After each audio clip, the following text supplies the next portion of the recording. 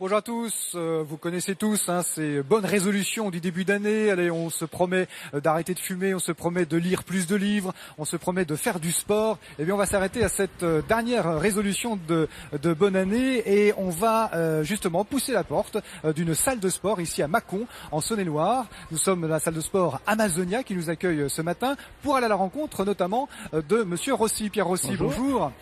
Ça Bonjour. double, hein. On fait ce qu'il faut. On fait ce qu'il faut, je vois.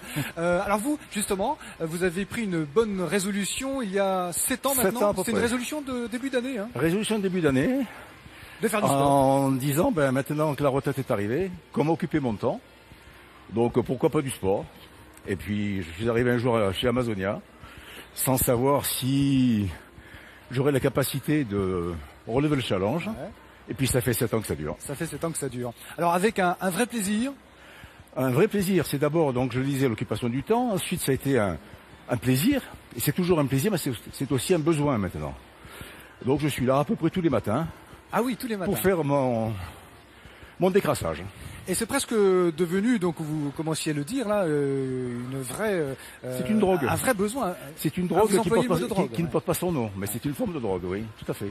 Et vous vous sentez mieux dans votre Ah, corps. je me sens bien dans mon corps, je me sens bien dans ma tête. Ouais. Et puis, comme les années passent, je m'efforce de vieillir le mieux possible. Voilà, c'est mon enjeu, c'est mon objectif.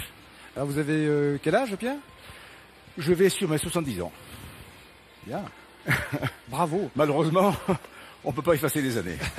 Non, mais en tout cas, vous les portez très très bien. Eh ben, je vous Peut-être remercie. que ce sport que vous pratiquez depuis maintenant 7 ans, il contribue largement. Je pense qu'il y contribue, c'est certain. Ça ne suffit pas, mais c'est une donnée essentielle.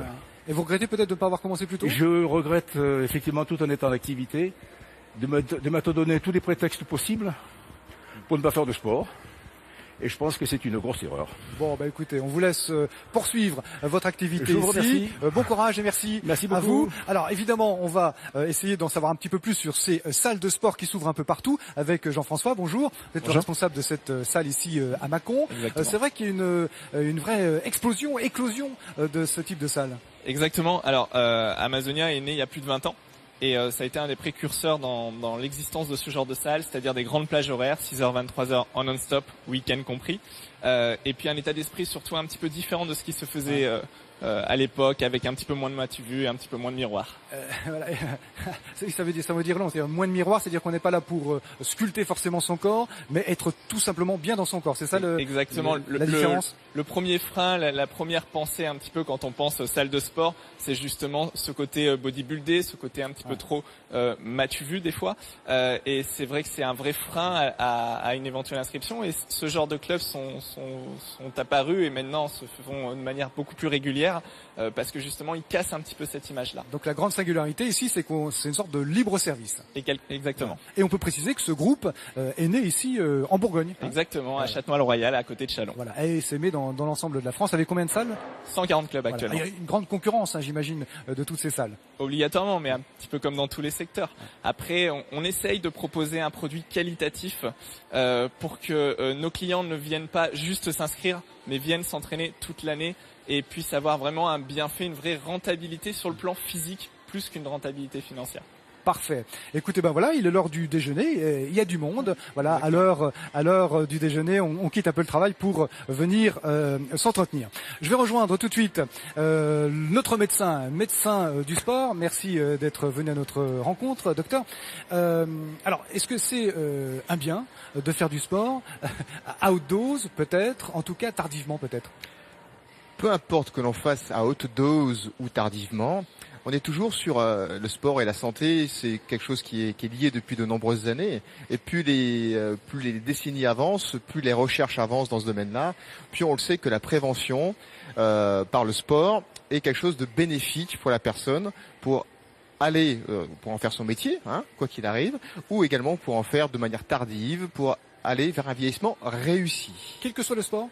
quel que soit le sport, il faut avant tout ne pas oublier que ça reste un plaisir, qu'on soit sportif de haut niveau ou qu'on soit sportif amateur, et que le plaisir, effectivement, ne doit pas se faire à tout prix, et dans quoi qu'il arrive, être toujours dans ne pas présumer de ses forces et de ses capacités. D'accord. Ah, docteur Cacciutolo, ça c'est une des précautions à prendre. Oui. Ne pas présumer de ses forces. Oui, tout à fait. Hein, être réaliste sur son état et sur ce qu'on peut faire. Et le moyen, effectivement, je parlais pour ma paroisse, hein, le moyen d'y arriver, effectivement, c'est avant toute activité, faire le point sur où on en est au niveau de son état de santé, au niveau physique, au niveau psychique, au niveau de tout ce qui va avec, et consulter son médecin traitant qui pourra faire, si besoin, tous les examens nécessaires pour vous permettre de pratiquer le sport en toute sécurité. D'accord. Alors, il peut y avoir des accidents, c'est possible. Oui, ça existe. C'est quoi les dangers les plus fréquents? Chaque année, on sait qu'il y a plusieurs milliers de personnes qui meurent sur les terrains de sport, hein, de partout en France. Plusieurs milliers? Oh oui.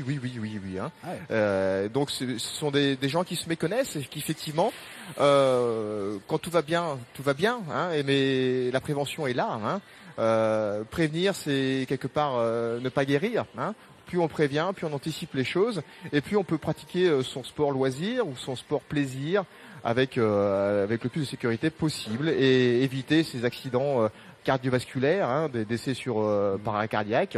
On le voit même on a vu il n'y a pas très longtemps, même des sportifs professionnels décédés sur des terrains de foot, hein, effectivement, qui sont passés dans les mailles de ce système. Ouais. Alors il faut se faire suivre un petit peu quand on commence à faire du sport, en parler à son médecin, aller le revoir régulièrement, faire des petits checks. On fait un petit check-up, hein. Comme des bonnes résolutions de 2015, hein. on part dans une prévention et on se dit voilà, je souhaiterais faire du sport, prendre du plaisir, retrouver un peu une âme de jeunesse quelque part, et puis redécouvrir ce sport, le sport. Voilà. Et on peut peut-être en profiter pour arrêter de fumer en même temps. C'est peut-être une solution. On fait du sport et on arrête de fumer en même temps. Ça fait 2 résolutions en une. Merci beaucoup, docteur. Merci à Jean-François qui nous a accueillis ici. Alors voilà, hein, on garde une idée en tête. On commence peut-être à faire du sport.